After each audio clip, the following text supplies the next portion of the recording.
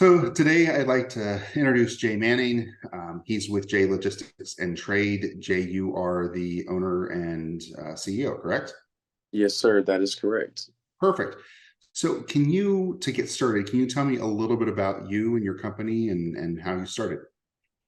Yeah, so J Logistics and Trade, we are a e-commerce manufacturing and logistics firm. We work with different type of products and services, whether that goes from shoes, clothes, car parts, electronics, new innovation products. We actually do the whole nine yards in-house and with partners. We ship freight domestically, all 48 states.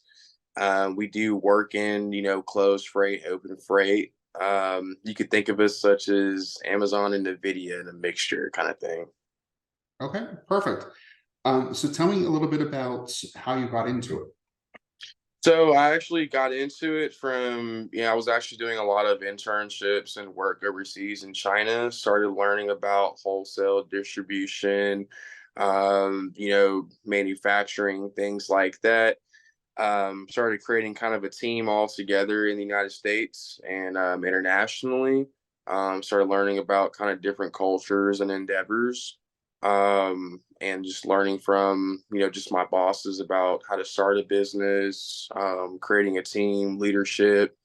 I started having visionary goals about 3 or 4 years ago, and kind of just got to it. I'm a very innovative person, so I like to create and see things. You mentioned something that is extremely important for business owners. You mentioned visionary goals. I think oftentimes people start the idea with a vision, and then somewhere along the lines, maybe that vision becomes secondary or they quit thinking about it. So tell me a little bit about how your vision has really propelled your growth in this space. Yes. In terms of my vision, yeah, there definitely been, some ups and downs for sure. I think it's all about passion. Kind of, what gets me up in the morning is to know that I could possibly make something that could change the world. I don't think about just the city of Houston or the state of Texas. I think about, something larger, and you'll know if you have it, if you think about it all day, if you're dreaming about it, that's me. Honestly, I'm thinking about new products and growing the business honestly every hour of the day. And so that that's what motivates me, and keeps pushing, and I never give up. I think that that's fantastic, and that constant drive to grow is really what helps companies succeed. You have to have that constantly evolving vision, as you said. Sometimes that can be tiring, and you can kind of hit a little bit of a wall. So I think from that perspective, if you had to start from square one again today in your business, what would you do differently? What have you learned that you're like, oh, that was a mistake, but it was a good mistake. I just, I wouldn't do it again. Right, that's a great question. The first thing I would do, if I were to restart today, the number one thing I would do is write my business plan down on a piece of paper, and then transitioning it. I think one of my mistakes is that I had a lot of good ideas and things I wanted to combine together, but not making the plan and not having some sort of resources. It showed me that if you want something to excel, you have to have the right tools. You have to have the right components. That's the only thing that I would say, that I would look back and possibly change if for if I were to start over today from square one. Yeah. And it's funny. I think I hear that so often. I've personally worked in businesses before where sometimes it feels like every job responsibility was written down on a piece of paper and it was thrown up in the air, and then whoever got it when it came back down held it. And I'm like, yeah, that doesn't make, like, they shouldn't be doing that. Somebody else should be. So I think that, to your point, that's exactly it. Having that business plan and really being able to kind of figure out what you're doing, how you're doing it, it gives you that framework to make sure that you're laying everything out correctly. So that absolutely makes sense. Um, as far as pain points go, and we touched on this a little bit, tell me a little bit about time management. Has time management ever been a problem for you? And if so, how have you improved it? Or, some people, it's always a struggle. Right. In terms of time management, yeah, it came to a point to where I realized that um who you associate your time with and how you associate your time is so important. It goes by the hours and the intervals. I started dividing my days up into intervals, morning, afternoon, and night, and that's dependent upon the different endeavors that we're building in the business, different meetings and things like that. Just started to realize that how you share your time is going to be dependent upon the progress of not only in business but in life. And when I realized that, it started to open up a lot more doors and some successful levels to flow for not just myself but for the business. That's something that's really important that I'd love to touch on later. I really like your thought process there, the structure that you put around that. Um, let's take that a step further and talk about outside of work. Part of not getting burnout, part of enjoying life, part of the reason that you started your own company really was to be able to dictate your own time. And so the question then becomes, so how do you handle a balance between work and life and the demands of running a business and demands of owning a business? What does that look like for you? That's an awesome question. I think it all ties back into I always lay out my week of what am I going to do for fun. In terms of that, I say it as basketball, a certain hobby, something that you look forward to. I've realized that if you just kind of work, and you don't really have anything else, it can easily burn you out. The mindset truly is honestly all about um and it's just my personal opinion, the chemicals that are being produced in the brain, whether it's going to be good or bad. You really want to have a clear conscience when going for pretty much anything, whether that's going to go for a business pitch or talking to someone just in general. Having a clear conscience is one of the most important things that I've realized. If you don't have that part, it'll be very hard to excel in a lot of things. And when I realized that, it helped me internally and externally. Okay, that's great. So if I can, let me dig into that a little bit more. The last conversation or the last topic that we talked about was time management within the business. And Right, then, we talked a little bit about the balance of that outside of the business. right. You mentioned that you time block essentially your day, your week for work. Do you extend that into your personal time as well? So I'm going to dedicate this to basketball. You mentioned that you really like basketball. You're going to dedicate this to maybe some time with friends outside of the office. You're going to dedicate this with family. Do you do that for your entire calendar or just your work time? That's a great question. Yes, for so in terms of my personal, I like to schedule things out if, when it comes to if it's within close proximity, like if I'm doing something within city, I can definitely always kind of rearrange something, especially if the person or something means a lot to me. And then in terms of uh, I guess separating and combining. Yes, the interval part is the most important part.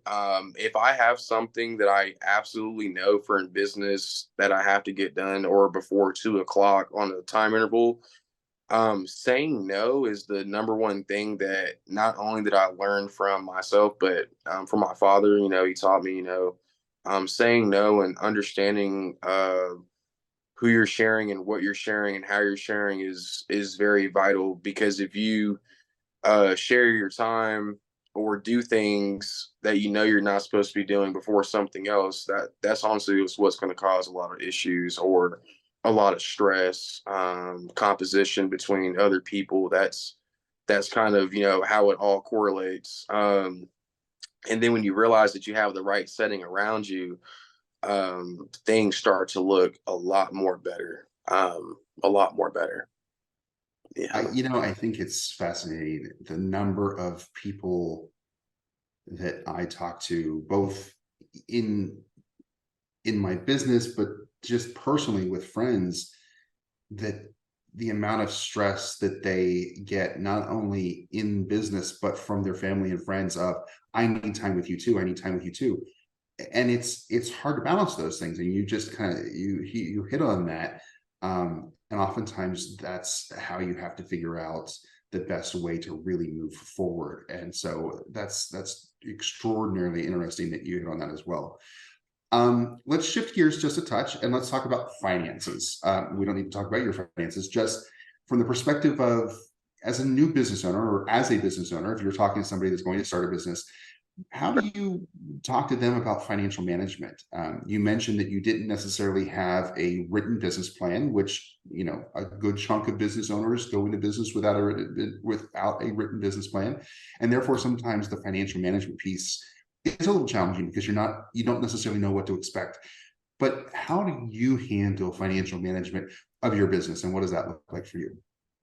Financial management for the business. How we go about financials in the business is particularly about, what are we trying to get done and accomplish, whether that's going to be with selling a product or a service, or that's going to be within fundraising. There always needs to be an initial goal and understanding of how much of that needs to be fundraised for that goal. For example, for an R&D for a project, it can cost for a certain variable. If you fundraise below that of the minimum threshold, you will have some major issues, complications in term. It's not because of you might not have a good plan or you don't have the right team. To be honest, if you don't have the financing or the resources that are potentially coming in or things to get people excited, things just don't honestly move along. Channeling, understanding cost, where the costs are coming from, profit and loss, credit usage. I'm actually getting into a lot of business credit usage. Those things are so vital to expand, for business owners that don't understand that. That is honestly why a lot of businesses stop and shut down. Mhm. Is because of the financing or the capital that needs to be fundraised. I would say the number one thing for any entrepreneur, business owner, you have to network. You have to go to events. You have to talk to people. If you don't, there you'll never be able to get the capital fundraised, unless you come from some inheritance, which does happen in companies. Do you know pop or expand off of that, but finding the capital and the resource is the first thing in terms of capital management. Once you have that, dividing and having a plan forward is what creates that success. uh, Absolutely vital. And from your lips to God's ears, let's hope that everybody hears that and agrees with it, because you are 100% correct. I think the number of businesses that we see that say, I need $100,000 to do this project, just pulling a number out of thin air, $100,000 to do it. And I got to $70,000. I'll figure out where that other $30,000 comes from. And you don't, because the project ends up costing more than $100,000 to begin with. And it's always a challenge. So, fantastic key insight. You mentioned team, so let's talk a little bit about team. What qualities do you look for in employees, and how do you foster a positive and productive work environment? I'm assuming, based on your business, that you do a lot of remote work. A lot of your workers or vendors are remote. So how do you manage through that process? That is an awesome question. When we look into hiring a candidate, whether it's going to be in sales, app development, engineering, business development, maybe even potential CFO, when we look into those aspects, experience, we've looked at it as someone could have 10 to 12 years experience in something, but if, we always like to see, can they help us solve this problem, or can they help us expand the business in terms of the skills and the assets that they have? if you know, and also if we're bringing someone in as maybe an intern or for some training, those levels are really dependent upon the passion that they have for that position, their schedule, uh, what is their realistic aspect? Do they feel as though they could really accomplish this goal? Are they willing to put in the effort? When we were first kind of starting, we were recruiting, a lot of people and trying to get the right things going. One of the number one things that we've realized when talking to candidates is always going to be matching up of what they're saying versus of what they actually can do and what they're doing. That's led us to understand, how can we improve. One of and I'll be honest, one of our struggles is that we need to do a lot of I wouldn't say employee training, I would say a lot of team organization and structural planning. And if that person can see that vision, that is the number one reason of why we take someone on. It's never about always just the skill set they can bring. It's about, can they match up with J Logistics and Trades Foundation and then help us succeed further. That's the number one thing that we look for. Very, very nice. I worked for a large global car manufacturer based out of Germany for a number of years. And that was kind of their philosophy with everything. We're hiring a person because they're the right fit for the company. We think they're going to be the right fit for the seat, but we believe that they're the right fit for the company. And if we need to move around a little bit to find the correct seat, we'll do that. But getting the correct person on the bus is much more important than the seat that they're in. So I think that that is vital, and that flexibility with employees is key. So I agree, and I appreciate that comment. Last question, and I want to ask everybody this. So, in 5 years from now, where do you see yourself? And any words of advice for other business owners that are looking to get into this, that you would offer them to help grow? 5 years from now, from today, I see our company a domestic and international standpoint. I think that our voice will be, extremely heard once that our technology is developed and is starting to go into market. I definitely have belief that we'll hit our revenue marks and goals that we have projected, excuse me. And I also do believe that um, we'll be able to motivate and bring people in, not just as employees, but as partners to build them up and expand other small businesses.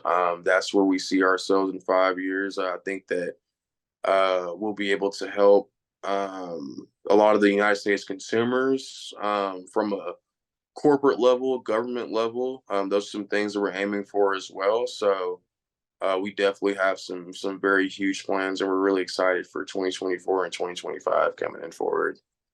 Great. Your vision sounds fantastic. So I greatly appreciate the time. And we'll stay in touch. Okay. Yes, sir. Thank you, Mr. Travis. Appreciate Perfect. it.